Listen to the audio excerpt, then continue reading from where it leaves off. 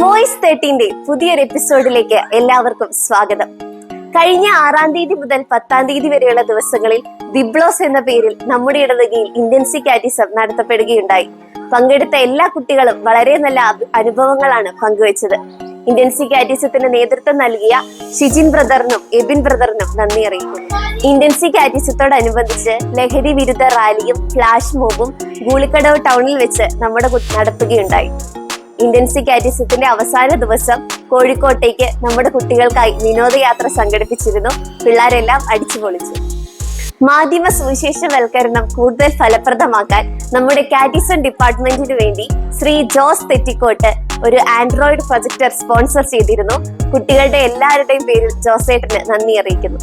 നാളെ ഓശാരനായ തിരുക്കർമ്മങ്ങൾ രാവിലെ 7:30 നസ്രത്ത് ഭവനത്തിൽ നിന്ന് ആരംഭിക്കുന്നു. തുടർന്ന് കുരുത്തോല പ്രദക്ഷിണമായി പള്ളിയിലേക്ക് വരുന്നു.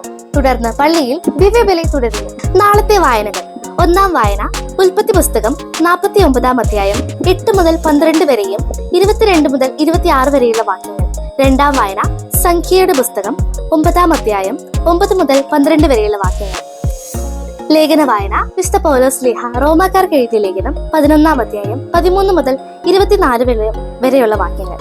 സുവിശേഷം വിശുദ്ധ മത്തായി എഴുതിയ സുവിശേഷം 21-ാം അധ്യായം 1 മുതൽ 17 വരെയുള്ള വാക്യങ്ങൾ.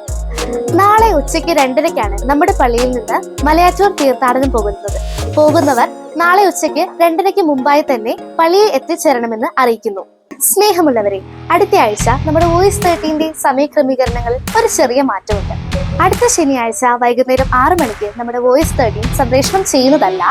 പകരം ഈ വെള്ളിയാഴ്ചയിലെ വാർത്തകൾ ഈ വരുന്ന ചൊവ്വാഴ്ച വൈകുന്നേരം 6 മണിക്കായിരിക്കും സംപ്രേഷണം ചെയ്യുന്നത്. അപ്പൊ നമുക്ക് ചൊവ്വാഴ്ച കാണാം. Thank you.